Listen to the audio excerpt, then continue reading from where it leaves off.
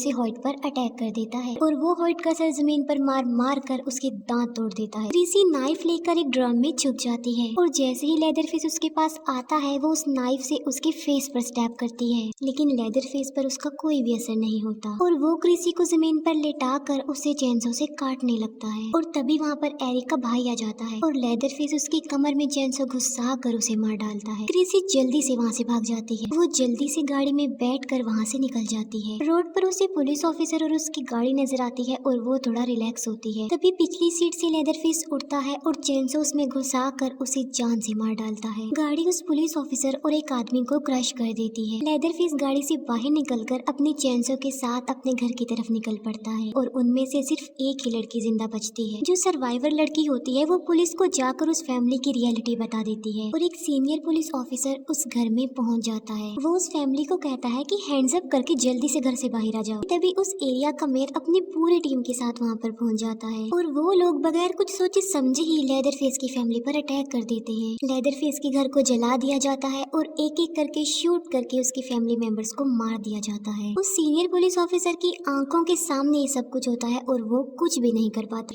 एक police officer को Leatherface की फैमिली की एक फीमेल जिंदा मिल जाती है जिसके हाथ में एक छोटी सी बच्ची होती है। वो लेडी उस पुलिस ऑफिसर से हेल्प मांगती है, लेकिन बजाय उसकी हेल्प करने की वो पुलिस ऑफिसर को बच्ची को ले लेता है और उस लेडी को शूट कर देता है। उस पुलिस ऑफिसर का कोई बच्चा नहीं था तो इसीलिए वो उस बच्ची को अडॉप्ट कर लेता है और वो उस बच्ची को अपनी वाइफ के पास ले जाता है। उस बच्ची की बॉडी पर एक मार्क था जो कि उसका बर्थ मार्क था। इसका मतलब ये था कि वो लेदरफेस की फैमिली की ब्लड लाइन थी। काफी साल गुजर जाते हैं और हमें एक लड़की दिखाई जाती है, हैदर। हैदर वही लड़की है जिसे उस पुलिस ऑफिसर ने अडॉप्ट किया था जो लेदरफेस की फैमिली से है। उन्होंने हैदर को बिल्कुल अपनी बेटी की तरह ही पाला, लेकिन एक दिन हैदर को एक लेटर रिसीव होता है जिसमें लिखा हुआ था कि हैदर की ग्रैंड मदर की डेथ हो गई है और अब जितनी भी प्रॉपर्टी है वो सारी हैदर की है। हैदर को कुछ भी समझ नहीं आ रहा था क्योंकि उसकी तो कोई ग्रैंड मदर थी ही नहीं और इसीलिए वो इस बारे में अपने पेरेंट्स से पूछती है और तब उसे रियलिटी पता चलती है कि वो उनकी असली बेटी नहीं है बल्कि उन्होंने उसे अडॉप्ट किया था। हैदर अपसेट थी और उनकी ऐसी बातें सुनकर वो गुस्से में आ जाती है और वहाँ से चली जाती है घर छोड़कर। हैदर अपने एक मेल फ्रेंड के पास आती है और उसे बताती है कि मैं एक टाउन टेक्सास में जा रही हूँ। वो बताती है कि मेरी ग्रैंड मदर वहाँ पर रहती है और उसका वो फ्रेंड उसके साथ वहाँ पर चलने पर एग्री हो जाता है और हैदर के साथ उसके दो